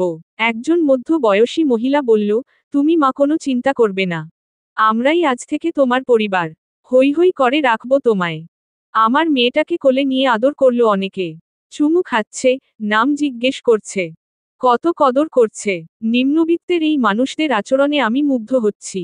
সত্যি বলতে জন্মের পর আমার ছেলে মেয়ে তার পরিবারের কাছ থেকেও এত আদর পায়নি। সবাই শুধু অবহেলায় করে গেছে বাচ্চা দুটোকে। এরা অচেনা অজানা মানুষগুলো কি সুন্দর আপন করে নিয়েছে। আমি সকলকে উদ্দেশ্য করে বলি, আপনাদের কাছে আমি কৃতজ্ঞ। আমার এই বিপদে আমার পাশে কেউ ছিল না। যাদের আমি একসময় সাহায্য করেছিলাম তারাও আমার দিকে ফিরে তাকায়নি। অথচ আপনারা যারা আমার চেনা না জানা না, তারা আমায় আপন করে নিলেন। আমি সর্বক্ষণ আপনাদের জন্য দোয়া করব ও মনে রাখব। তারা সন্তুষ্ট হলো আমার কথায়। আমায় নিয়ে একটা ছোট্ট দোকানের ব্রেঞ্চে বসায়, পানি খেতে দেয়। গ্লাস হাতে নিয়ে দেখি পানির মাঝে হলুদ নোংরা ভাসছে। সম্ভবত ছেঁকে পানি পান করে না এরা। আমি খুব সামান্য একটু পানি খেলাম সৌজন্যের খাতিরে। এবার আমার থাকার ঘরের পালা। এখানে যারা আছেন সবারই একটা দুটো করে ঘর, যা তাদের নিজেদের লাগে। আলাদা করে গেস্টরুম বা এক্সট্রা ঘর থাকে না। থাকবেই না কি করে, দিন এনে দিন খায়। ও তো আধুনিকতা নেই, দুবেলা খেতে পেলেই খুশি, নেই কোনো বিশেষ চাহিদা। এদিকে মেয়েটা আমার কাঁদছে খাওয়ার জন্য। একবার থামিয়েছি বুকে নিয়ে হেলে দুলে, এবার আর থামছে না কান্না। বিপাকে পড়লাম, এত মানুষের ভিড়ে খাওয়াই কিভাবে, কাউকে বলতেও পারছি না। লতা আপা বুঝতে পারে বিষয়টি, সকলকে উদ্দেশ্য করে বলে, মেয়েটাকে নিয়ে তো এলাম, এবার থাকতে দেই কোথায়, দুধের বাচ্চা নিয়ে কতক্ষণ আর বসে থাকবে। সবাই নিজেদের মাঝে কথা বলতে লাগলো। তারা আপ্রাণ চেষ্টা করছে আমার জন্য একটা ঘরের ব্যবস্থা করার, কিন্তু পারছে না। নিজেকে কেমন যেন অবিবেচক মনে হলো। আমার জন্য এতগুলো মানুষ চিন্তায় পড়ে গেছে। চুপচাপ বসে রইলাম আমি। এক বয়স্ক মহিলা এগিয়ে এলো আমার নিকট, মাথায় হাত দিয়ে বলল, তুমি আমার ঘরে থাকবা মা। আমার 2টা ঘর, একটায় আমি আর আমার অসুস্থ নাতি থাকি, অন্যটা খালি থাকে, তুমি ওইটায় থাকবা। আমি তোমায় যত্নে রাখব, কোনো অসুবিধা হবে না, তুমি চলো আমার সঙ্গে। আমি খুশি মনে বলি, অবশ্যই যাব চাচি, আপনি আমায় আশ্রয় দিতে চেয়েছেন এর জন্য কৃতজ্ঞ আমি। তবে ঘর ভাড়াটা যদি একবার বলতেন। আমার কথায় উপস্থিত সকলে সহ সেই চাচিও হাসছে। আমি বোকা বনে গেলাম, হলোটা কি? চাচি বলল, এসব ভাড়া টারা বুঝি না, এখানে এসব নেই ও, তুমি আমার ঘরে এমনিতেই থাকবা, আমায় শুধু মাথায় তেল দিয়া দিবা মাঝে মাঝে, এটাই তোমার ভাড়া। সত্যি বলতে এদের ভালোবাসায় আমি মুগ্ধ হচ্ছিলাম বারবার। কত সহজে আমায় মেনে নিল। এনাদের অর্থবিত্ত নেই, তবে শান্তি আছে জীবনে। আমি ছেলে মেয়ে নিয়ে চাচির বাড়ি গেলাম। উনার নাতিটাকে দেখলাম উঠোনের রোদে বসে আছে। যা বুঝলাম, মেয়েটা প্রতিবন্ধী। ঘরের দরজা খুলে দিল সে। বেশ পরিষ্কার ঘরটি, একটা চকি আর আলনাও আছে। ছোট্ট একটা ঘর, লাইট ফ্যানও আছে। ঘরটা দেখেই আমার তৃপ্তি হলো। মানুষ বয়স্ক হলেও পরিষ্কার বেশ। চকিতে একটা পুরনো কাঁথা বিছিয়ে রাখা, সেখানে আমার জিনিসপত্র রেখে গেল সকলে। চাচি বলল, তুমি মা তোমার মন মতো করে গুছিয়ে নাও, আমার ঘরে তেমন জিনিস নেই, গরিব মানুষ কিনা। তবে এই চকি আলনা ব্যবহার করতে চাইলে করো, পরেই থাকে এগুলো, কেউ ব্যবহার করলে যত্নে থাকবে। এটা আমার কাছে অনেক বড় পাওয়া চাচি। কজন মানুষ নিজের ঘর ছেড়ে দেয় অন্যকে থাকতে। আপনি অনেক বড় মনের মানুষ। হয়েছে মা থাক, আর বলতে হবে না, চলো তোমার বিছানাপত্র বিছিয়ে দেই, মেয়েটা খাবে, খাইয়ে শান্ত করো। মুখগুলো শুকনো লাগছে তোমাদের, খাওনি মনে হয়। দাঁড়াও, আমার ঘর থেকে ভাত এনে দেই। তিনি একটি থালাতে করে ভাত আনে, সঙ্গে 2 পিস মাছ ভাজা। আমার ছেলের হাতে খাবার দেয়, জগে করে পানি এনে দেয়, হাত ধুইয়ে কাটা বেছে দেয়। ছেলে তৃপ্তি করে খাবার খায়। আমি ততক্ষণে বিছানা বিছিয়ে নিয়েছে, আলনায় কাপড় ভাঁজ করেছি। চাচি আমায় খেতে বলে ঘরে যায়। পাশের ঘর থেকে একটা মাঝারি টিনের বাক্স এনে দেয়, জং ধরা, পাতলা একদম। এই বাক্সটা ঘরে রেখে পরিষ্কার করে মুছে কাপড় রেখে দাও। আমার রাখার মতো কিছু নেই, ঘরের এক কোণে ফেলে রেখেছিলাম। তোমার তো অনেক কাপড়, সব রেখে দাও, তালা দিয়ে রাখবে। কিছু দুষ্টু বাচ্চা আছে, ঘরে ঢুকে খোঁজাখুঁজি করে। বুঝি তো, বস্তি এটা, তাই অত ভদ্রতা নেই। আমি বাক্স নিয়ে খুশি মনে তাকে কিছু টাকা সাধলাম। সে নেয় না, আমায় উপকার করতে পেরেই নাকি তিনি খুশি। মেয়েকে আগে শান্ত করে ঘর গুছিয়েছি, কাঁথা কম্বল সহ বেশ কিছু জামা ও টাকাগুলো বাক্সে রেখেছি। তালা চাচি লাগিয়ে দিয়ে চাবি আমায় দিয়েছে। এরপর খেয়েছি আমি। আসার পর খালার বিষয়ে অনেক কথাই শুনেছি আমি। এখানকার অনেকেই খালার কাছে কাজ করেছে, কাজ শেষে পারিশ্রমিক ঠিক মতো দিতেন না তিনি, ঘুরিয়ে ফিরিয়ে দিতেন, তাও পয়সা করে। সামান্য টাকা নিয়েও ওই মহিলা কিপটামি করতেন, লোককে বিনা পয়সায় খাটাতে পছন্দ করতেন। খালার এক মেয়ে আছে, মেয়েটার সঙ্গে নাকি খালার সম্পর্ক একদমই ভালো নয়, কারণ খালা তার মেয়ের জামাইকে ভীষণ অযত্ন করতেন। বছর বাদে বেড়াতে এলেও খেতে দিতেন না ঠিক মতো, কোনো বেলা ভাত ভর্তা, কোনো বেলায় বা ডাল। জামাই মাছ মাংস কিনে আনলে রান্না করে দিতেন, মানে নিজে খাবে কিন্তু অন্যকে খাওয়াবে না। জামাই পরের ছেলে, তাই তাকেও খাওয়াতে চাইতেন না তিনি। এসব কথা এক মহিলা বলেছেন আমায়। তিনি খালার বাড়িয়ে দীর্ঘদিন কাজ করেছিলেন, তাই এসবের সাক্ষীও আছেন। সব গুছিয়ে হাত মুখ ধুই আমি, একটু পরেই কজন মহিলা এসে আমায় নিয়ে যায়। আজ এই পাড়াতে অনুষ্ঠান, মাংস খিচুড়ি রান্না হবে, খালার টাকা দিয়ে সবাই আমোদ করবে। রান্নার বাজার শেষ ইতিমধ্যেই, মহিলারা দেখলাম পেঁয়াজ রসুন কাটছে বাটছে। এখানকার সবাই মিলেমিশে থাকে। আমায় বলল চাল ধুয়ে দিতে, মেয়েকে একজনের কোলে দিয়ে চাল ধুয়ে দিলাম, দুজনে মশলা দিয়ে চাল মাখলো। অনেক রান্না হবে আজ, বস্তির সকলে খাবে। পানি দিতে গেলে দেখি টিউবওয়েল থেকে পানি এনেছে, পানির মাঝে হলুদ বর্ণের আয়রন ঘুরছে। আমি নিষেধ করি দিতে, বলি এই পানি সরাসরি খাবারে দেবেন না, দেখুন ভেতরে কত নোংরা, বাচ্চারা এই খাবার খেলে অসুস্থ হতে পারে, পানিটা বিশুদ্ধ করে নিন। লতা আপা বলে, কিভাবে করব? আমাদের কাছে মেশিনপত্র নেই। আমি বুদ্ধি খাটিয়ে একটা বড় ধোয়া ওড়না আনতে বলি, তারপর সেই ওড়নার চারপাশে 4 জনকে ধরতে বলি। কিছু বালি ভিজিয়ে ধুয়ে পরিষ্কার করে ওড়নার ওপর রাখি, কিছু ইটের টুকরো ধুয়ে বালির ওপর দেই, ওপরে আবার বালি ইট দেই। এরপর পানির বালতি উঠিয়ে ধীরে ধীরে পানি ফেলে ছেঁকে নেই, এতে করে দলা বাঁধা নোংরা গুলো ইট বালিতে আটকে যায়। সবাইকে দেখাই, তারা খুশি হয়, আমার বুদ্ধিমত্তার প্রশংসা করে। ছাকা পানি আবার ফুটিয়ে নিয়ে খিচুড়িতে দিতে বলি, এতে করে পানি রোগমুক্তও হয়, আবার চালটাও ফোটে তাড়াতাড়ি। রান্না শেষে সবাই যে যার বাড়ি থেকে থালা এনে খাবার নেয়। আমার আর ছেলের থালা চাচি এনে দেয়। মাটিতে গোল হয়ে বসে সবাই, বাচ্চারা একপাশে বসে, আমার ছেলেও বসে তাদের সঙ্গে। খিচুড়ি বেড়ে দেয় প্লেটে, সকলে তৃপ্তি নিয়ে খায়। আমি চাচির পাশে বসে খাই, মনে বড্ড শান্তি অনুভব হয়। আমি আর একা নই, আমার সঙ্গে পুরো একটি বস্তির মানুষ আছে। পেট ভরে খেয়েছি আমি, এত স্বাদ, যেন অমৃত। খাওয়া শেষে এক লোক এসে 1 হাঁড়ি ভর্তি খিচুড়ি আমায় দেয়, বলে তোমার জন্যই খেতে পারলাম, তুমি যদি প্রতিবাদ না করতে আমরা সুযোগ পেতাম না, তাই এই খাবারগুলো তোমার। রাতে ছেলে আর চাচিকে নিয়ে খেও। আমরা খাবার নিয়ে ঘরে ফিরি। আজ খুব সুখ সুখ অনুভব হচ্ছে আমার, আগুনে জ্বলতে থাকা মনটা যেন শান্ত হয়েছে এক নিমিষেই। রাতে চাচির সঙ্গে একসঙ্গে খাই, দুজন মিলে অনেক গল্প করি। রাত বাড়ে, ছেলে ঘুমিয়ে কাঁদা, চাচি বিদায় নিয়ে ঘর ছাড়ে। এই মানুষটা ভীষণ ভালো, সহজ সরজ, এক নাতি নিয়ে থাকেন। উনার নাকি এক ছেলে ছিল, ছেলে ও বৌমা সড়ক দুর্ঘটনায় মারা গেলে মেয়েটাকে নিজ সন্তানের মতো লালন পালন করেছেন তিনি। কিন্তু দুর্ভাগ্য, মেয়েটাও অসুস্থ, বোধ বুদ্ধি নেই, সারাদিন শুধু বসে থাকে। খাইয়ে দিলে খায়, না দিলে নাই। ওর নাম মিম। চাচি আর মিমের দিন বেশ ভালোই কাটে। ছোট্ট একটা দোকান আছে, সেই দোকান চালিয়েই চাচির সংসার।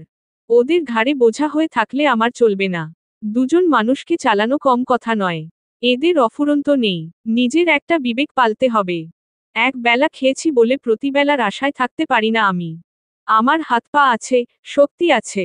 খেটে খেতে পারবো। আমি কেন অন্যের ঘাড়ের বোঝা হয়ে হীন মনমানসিকতার পরিচয় দেব? চাচি বয়স্ক মানুষ, উনার নাতিটাও অসুস্থ। আমার বিপদে বন্ধু হয়ে পাশে থেকেছেন।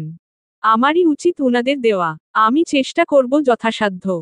যদি একটা কাজ পাই তো চাচিকে সহযোগিতা করব। ঘর ভাড়া নিচ্ছেন না উনি। মায়া করে থাকতে দিয়েছেন। আমিও মায়া করব। ভালো মন্দ যাই রাধি, দিয়ে খাবো উনাকে। কাল থেকে রান্না করে খাবো ভেবেছি। হাঁড়ি পাতিল আছে, নেই শুধু থাল বাটি চামচ। কাল এক পাক বাজারে গিয়ে সবজি, চাল ডাল আর প্রয়োজনীয় কিছু জিনিস কিনে আনবো। এসব ভাবতে ভাবতে কখন যে ঘুমিয়ে পড়েছি সেই খেয়াল নেই। রাত 12টা নাগাদ আমার ফোনে কল এলো। প্রথমবারে রিসিভ করতে পারিনি ঘুমে। দ্বিতীয়বার কানে গেল শব্দ। ফোন হাতে নিতেই দেখলাম, অচেনা নাম্বার থেকে কল এসেছে। রিসিভ করে সালাম দিতেই এক পুরুষ কণ্ঠ বলে উঠল, আমি রাশেদ বলছিলাম। ফ্যাক্টরি থেকে কল করেছি। আপনি কদিন আগে আমার সঙ্গে দেখা করছিলেন কাজের খোঁজে। এরপর তো আপনি আর এলেন না। আমিও আপনার নাম্বার হারিয়ে ফেলেছিলাম। আজ খুঁজে পেলাম তাই এখনই কল করলাম। এজন্য দুঃখিত। আপনি যদি কাজটি করতে ইচ্ছুক হন তাহলে পরশুদিন এসে আমার সঙ্গে দেখা করে যাবেন। একটা ফর্ম পূরণ করে কাজ ফাইনাল করতে হবে। আমি সঙ্গে সঙ্গে রাজি হয়ে গেলাম। উনি কল কেটে দিলেন। কাজটা ভীষণ প্রয়োজন ছিল আমার। সত্যি বলতে আশা ছেড়ে দিয়েছিলাম কারণ উনি কাজ দেওয়ার কথা বললেও পরে আর কল দেয়নি। ভেবেছিলাম হবে না হয়তো। ভাগ্য আমার সহায় আছে। খালার হাত থেকেও মুক্তি পেলাম, কাজটাও পেলাম। সেই সঙ্গে এত ভালো মানুষজন পেলাম। এবার ছেলে মেয়ে নিয়ে সুখেই দিন কেটে যাবে আমার। আর কোনো কষ্ট থাকবে না। না খেয়ে থাকতে হবে না। ছেলের মুখে দুবেলা খাবার তুলে দেব। স্কুলে ভর্তি করিয়ে দেব। কিছুটা সঞ্চয় করব। বস্তির মানুষদের জন্য কিছু করার চেষ্টা করব। চোখে স্বপ্ন অনেক আমার, কিন্তু সাধ্য। বস্তির মানুষগুলোর ভালোবাসা পেয়ে অভিভূত আমি। নিজেকে ভীষণ ভাগ্যবতী মনে হয়েছে। রাতে শান্তির ঘুম ঘুমিয়েছি। ঘুম যখন ভাঙে সবে সকাল হতে শুরু করেছে। উঠে বাইরে আসি আমি। ছেলে মেয়ে দুটোই ঘুমে তখনও। বাইরে এসে দেখি চাচি কোরআন তিলাওয়াত করছে। বিষয়টি বেশ ভালো লাগে আমার। মানুষ বয়স্ক, এখনো কোরআন তিলাওয়াত করতে পারে। সত্যিই কোরআন তিলাওয়াত করলে চোখের জ্যোতি বাড়ে। আমি চাচির পাশে বসে তিলাওয়াত শুনি অনেকক্ষণ। মনে প্রশান্তি বয়ে যায়। কি মধুর তিলাওয়াত উনার। তিলাওয়াত শেষে চাচি ঘরে যায়। দোকান খোলে। ঘর উঠোন ঝাড় দেওয়া শেষ উনার। আমিও নিজের ঘরটা ঝাড় দিয়ে নেই। চাচি এঁঠো বাসন বের করে টিউবওয়েলের কাছে রাখে। আমি মেজে দিতে চাই। তিনি নিষেধ করে। বলেন, ছোট মেয়ে তোমার। ঠান্ডা লেগে যেতে পারে। সকাল সকাল পানি হাতিও না।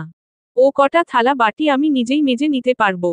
আমার মেয়ের নিজের দাদিও কখনো একথা বলেনি। সকাল হলেই সব করতে বলতো আমায়। উনারা ঘুমিয়ে থাকতো। বাড়ির কাজ শেষে রান্না করে তাদের ডাকতে হতো।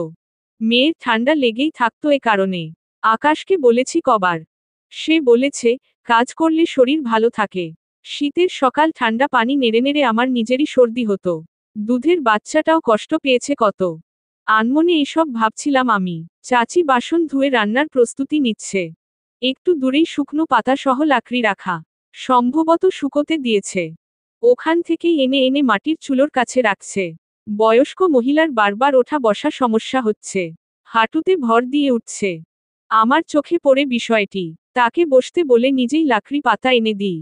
চাচি চুলোতে আগুন দেয়। ভাতের হাঁড়ি বসায়। চুলোটা তার দোকানের পাশেই। রান্না করতে করতে দোকান পাহারা করছেন তিনি। আমি মুখ ধুয়ে ঘরে যেতে নেব এমন সময় ডেকে বলেন, তোমার ছেলে ছোট মাছ খেতে পারে? আলু, পেঁয়াজ দিয়ে ঝোল করলে খেতে পারবে? পারবে। একটু মেখে দিলেই খেয়ে নেবে। তবে আপনার এসব ঝামেলায় জড়াতে হবে না। আর একটু বেলা উঠলেই বাজারে যাব আমি। চাল, ডাল, মশলা আর কিছু সবজি কিনে আনব। চাচি বলে, সে আনবেক্ষণ। যেতে যেতে বেলা হয়ে যাবে। বাজারের দোকান খুলবে তো আগে। সকালে খাবে আমার কাছে। ছোট ছেলেটা এতক্ষণ না খেয়ে থাকতে পারবে না। তুমিও বেকায়দার মানুষ। নিজে না খেলে মেয়েকে খাওয়াবে কি? না খেয়ে বাজারে গিয়ে শেষমেশ মাথা ঘুরে পড়ে যেও না। আমি বাবা তোমায় কোলে করে নিয়ে আসতে পারবো না। চাচির কথায় আমি এবং চাচি দুজনেই হেসে উঠি। মানুষটা বড্ড ভালো। সম্পূর্ণ গল্পটি আমার পেইজে দেওয়া আছে। নাদিয়া আফরিন ইংরেজিতে লিখে সার্চ দিলেই পেয়ে যাবেন আমার পেজ। ফলো দিয়ে সম্পূর্ণ গল্পটি পড়ুন। ফলো না করলে হারিয়ে ফেলতে পারেন। আমি বলি, খেতে পারি, তবে একটা শর্তে।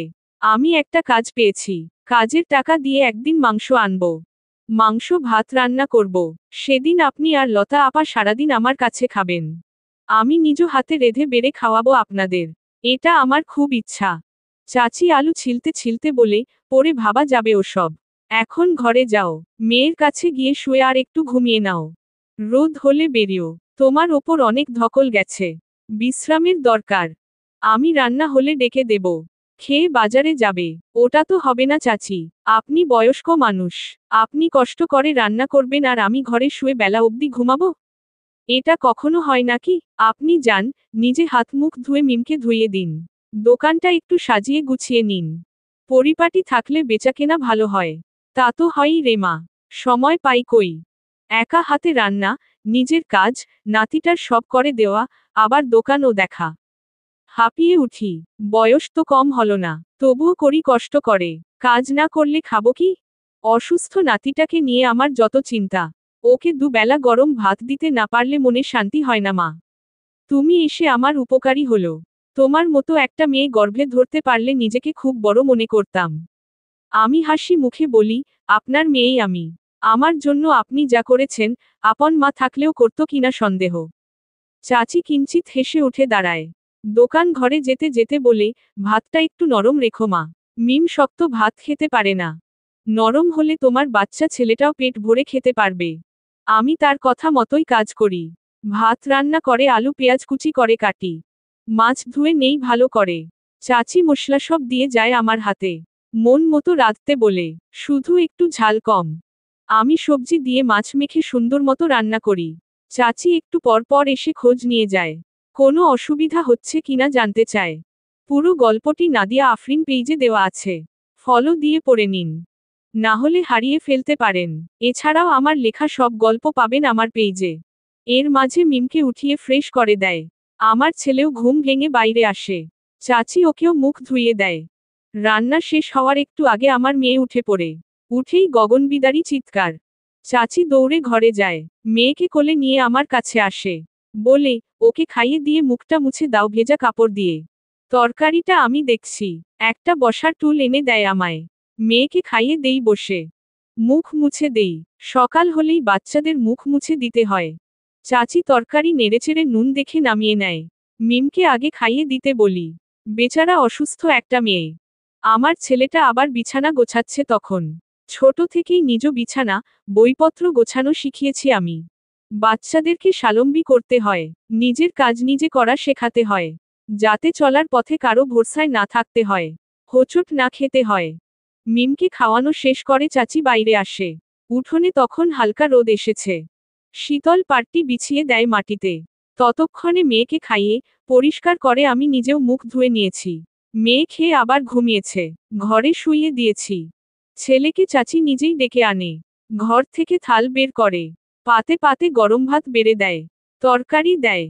একসঙ্গে খাই আমরা। দোকানে কাস্টমার আসে। খাওয়া ছেড়ে চাচিকে যেতে হয় বারবার। আমি বলি, খাবারের থালা নিয়ে দোকানে বসেই খেতে। এতে বারবার উঠতে হবে না। খাবার পাতে বারবার উঠতে নেই। চাচি বলেন, সে তো আমি দোকানে বসেই খাই আর বেচাকেনা করি। আজ তোমাদের সঙ্গে খাবো বলে এখানে বসেছি। তোমাদের রেখে দূরে খাওয়াটা কেমন দেখায়? নতুন মানুষ তোমরা, লজ্জা পেয়ে পেটভর নাও খেয়ে পার। এজন্য এখানে খাচ্ছি।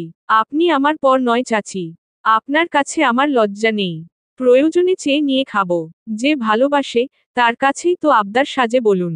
আপনি দোকানে গিয়ে নিশ্চিন্তে খান। আমি এখানে খাচ্ছি। যা লাগে নিয়ে খাবো। চাচি যাওয়ার সময় জোর করে আমার পাতে ভাত ও তরকারি উঠিয়ে দিয়ে যায়। খাওয়া শেষ করে বাসনগুলো মেজে দেই। চাচি দোকানে বসে থাকে। আমি ঘরে গিয়ে তৈরি হয়ে তাকে বলতে আসি। তিনিও আমার সঙ্গে বাজারে যেতে চায়। আমি নিষেধ করি। সংসারের যাবতীয় জিনিস কিনবো আমি। দেখে শুনে দামাদামি করে কিনতে হবে। ঘুরতেও হবে অনেক। সময়ের ব্যাপার। দোকানে কাকে বসিয়ে যাবে এতটা সময়? এছাড়াও বস্তির মানুষগুলোরও কষ্ট হয়ে যাবে। দিন এনে খাওয়া মানুষগুলো রান্নার ফাঁকে ফাঁকে এসে প্রয়োজনীয় জিনিস কিনে নিয়ে যায়। পুরো বস্তিতে একটি মাত্র দোকান। এর ওপরেই সকলে নির্ভরশীল। তাই যেতে মানা করেছি। বাজার আমি চিনি, ছেলেকে নিয়ে নিজেই কিনতে পারবো সব। বেরিয়ে গেলাম, পথে দেখা হলো লতা আপার সঙ্গে। আজ তার কাজ নেই, বাসা বাড়িতে কাজ করেন তিনি। আজ নাকি ছুটি। লতা আপা চুলোয় ভাত দিয়েছে তখন। আমায় ছেলে মেয়ে নিয়ে বাইরের যেতে দেখে প্রশ্ন করে, কোথায় যাও তন্নি? বাজারে যাই আপা, নতুন সংসার শুরু করছি, বাজার ঘাট করতে হবে তো নাকি? তিনি আমার মেয়ের দিকে তাকিয়ে বলেন, ওকেও নিয়ে যাচ্ছ? হ্যাঁ আপা, ওকে আর কোথায় রেখে যাই?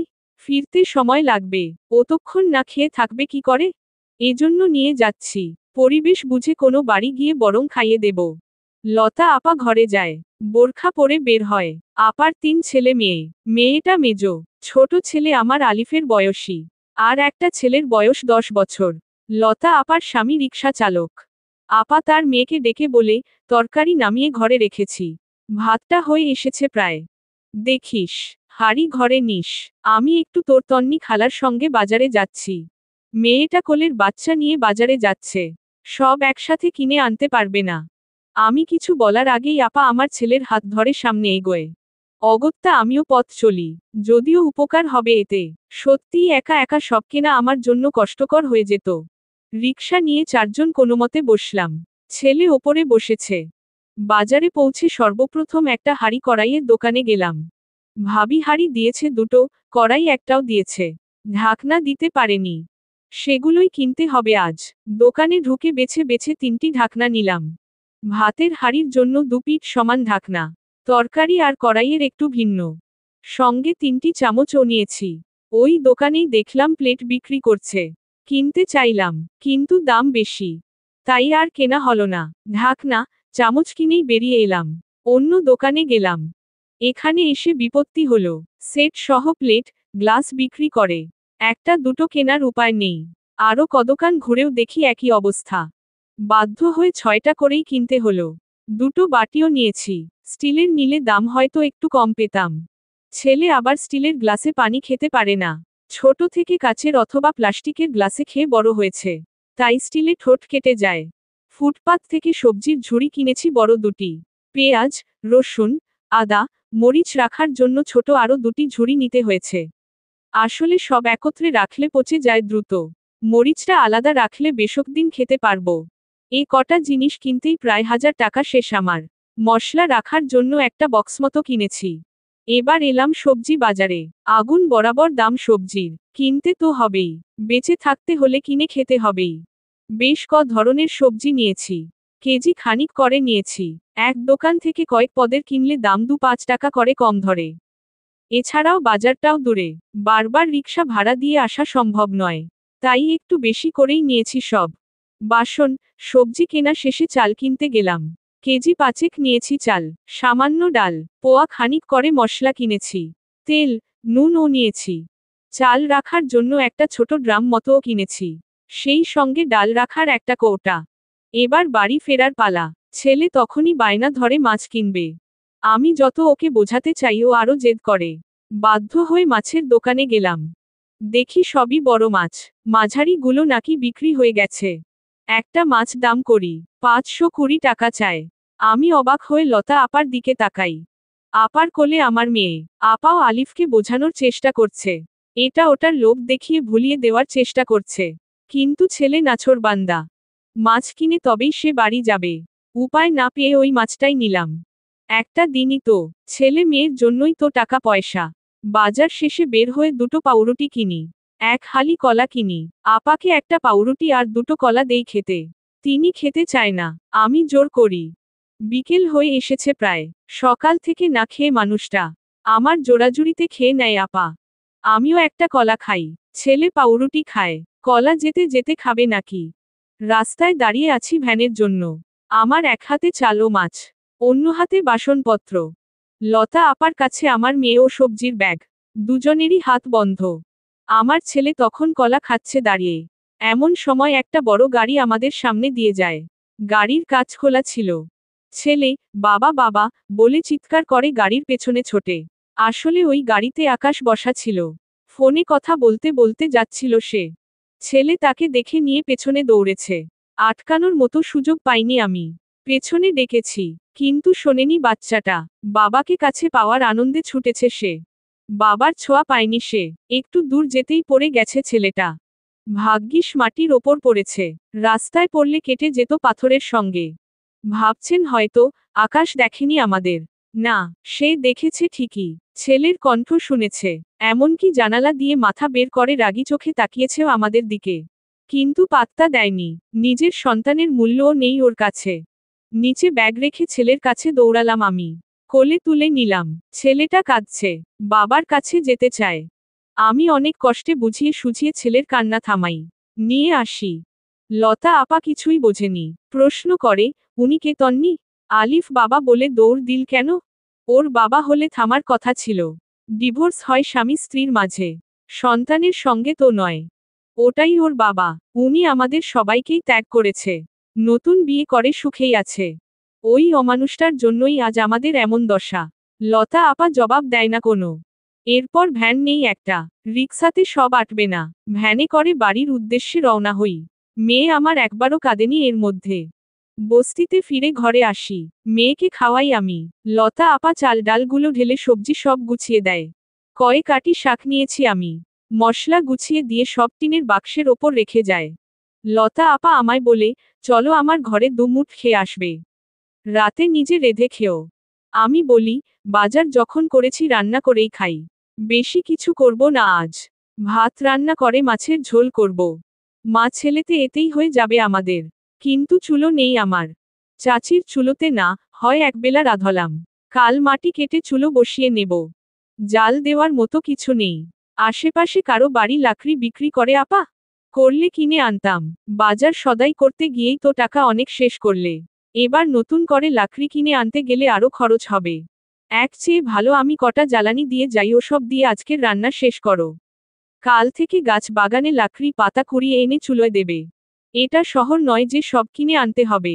রান্নার জ্বালানি আমরা কুড়িয়েই জোগাড় করে ফেলি। আশেপাশে অনেক গাছগাছালির বাগান আছে।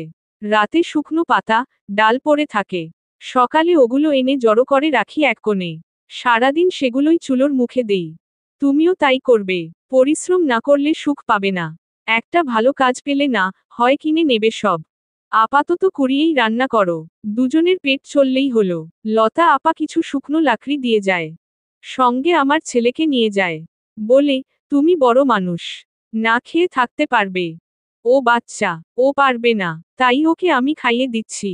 আমি মেয়েকে বিছানায় শুইয়ে দিয়ে চাল হাঁড়িতে নেই। চাচি আসে এমন সময়, দোকানে খরিদ্দার থাকায় এতক্ষণ আসতে পারেনি তিনি। এসেই বলে, অনেক কিছু কিনে এনেছো দেখছি, এত এনে টাকা ফুরানোর কি দরকার ছিল? এমনিতেই অভাবের মাঝে তুমি। চাল কটা আমার ঘর থেকে নিলে হতো না? মশলা আমার কৌটা থেকেই নিতে। দুজন মানুষের রান্নায় কতই বা মশলা লাগত। বললাম, এমনিতেই আপনার কাছে অনেকটা ঋণী আমি, আর ঋণ বাড়াতে চাই না। তাছাড়াও এভাবে কয়দিন আপনারও সংসার আছে, নিজে কিনে এনেছি এটাই ভালো হয়েছে, বেশ কদিন খেতে পারবো। চাচি দুপুরের খাবারটাও খেতে বলে তার ঘরে। আমি এবার রাজি হই না কোনো মতেই। তিনি আবারও বলেন, ঠিক আছে, খাবে যখন না, তো দাও তোমার কাজ একটু এগিয়ে দেই। তুমি মশলা কেটে বেটে নাও, আমি মাছ কেটে ধুয়ে দেই। তাড়াতাড়ি রান্না হলে খেয়ে নিতে পারবে দ্রুত। চাচি উঠোনে বসে মাছ কাটে, আমি একটা সিল পাটা এনেছি। চাচির এটা নেই, কাঠের ওপর পাথর দিয়ে কিভাবে জেনে ছেঁচে খায় মশলা। মশলা বেটে নিয়ে চুলোর কাছে এলাম। ভাত হয়ে গেছে, নামালাম হাঁড়ি, কড়াই বসাই চুলোতে। ততক্ষণে মাছ কাটা শেষ, মাছ ধুয়ে আমায় দিয়ে দোকানে গেলেন তিনি। আমি কপিচ মাছ ভাজি করে রান্না করলাম। চাচি এসে বলল, বাকি মাছগুলো দাও, ফ্রিজে রেখে আসি চিহ্ন করে। সব তো একবারে খেতে পারবে না। আমাদের বস্তির শেষে এক বাড়ি আছে, আমরা ওটাকে বড় বাড়ি বলি। উনার বাড়ি একটা ফ্রিজ আছে, সেখানেই মাছ মাংস রাখি আমরা। দাও তোমারটাও রেখে আসি। ভাঙাচোরা ঘর আমাদের, বেড়াল ঢুকে কখন খেয়ে নেবে বুঝবেই না। রেখে আসতে বললাম চাচিকে, পলি ব্যাগে ভরে নিয়ে গেল তিনি। ছেলে এলো তখন, ভীষণ খুশি দেখাচ্ছে আলিফকে। ও এসেই আমার গলা জড়িয়ে ধরল, কানের কাছে মুখ নিয়ে বলল, জানো আম্মু, ওই আন্টি আমায় পেট ভরে ভাত খাইয়েছে। উনারা শুধু ঝোল আলু রান্না করেছিল, আমি গিয়েছি দেখে ডিম ভেজে ভাত দিয়েছে। সঙ্গে তার ছেলেকেও দিয়েছে। আমি বেশি খেতে চাইনি, জোর করে খাইয়েছে। বলেছে এই দুবার খেলে বড় হয়ে যাব। অনেক ভাত খেয়েছি আমি, দেখো আমার পেটটা গোপালের পেট হয়ে গেছে। ছেলের কথা শুনে হাসি আমি। বাচ্চা মানুষের বাচ্চা বাচ্চা কথা সব। রান্না শেষ করে ঘরে আসতে আসতে মাগরিবের আজান হয়ে যায়। আমি চাচিকে ডেকে এক বাটিতে 3 পিস মাছ সহ একটু ঝোল লতা আপাকে দিয়ে আসতে বলি। চাচি দিয়ে আসে। এরপর তাকেও 2 পিস মাছ সহ ঝোল ও ভাত দেই। চাচি তরকারিটা নেয় শুধু, বলে, ভাত আমার ঘরেই আছে। অল্প একটু চাল এনেছ, ভাত আমায় দিতে হবে না। মাছটা নিয়ে খাই উনি, আমিও ছেলেকে নিয়ে তৃপ্তি করে খাই। চাচি খাওয়া শেষে আমার ঘরে আসে। মাথায় হাত বুলিয়ে দিয়ে বলে, এমন লক্ষ্মী মেয়ে তুমি। খুব সংসারী, সোনার টুকরো সন্তান তোমার। স্বামী কেন ছেড়ে দিল, তোমার সংসার ভাঙল কি করে? আমি ধীর স্বরে বলি, আমার বড়জার কারণে। চলবে।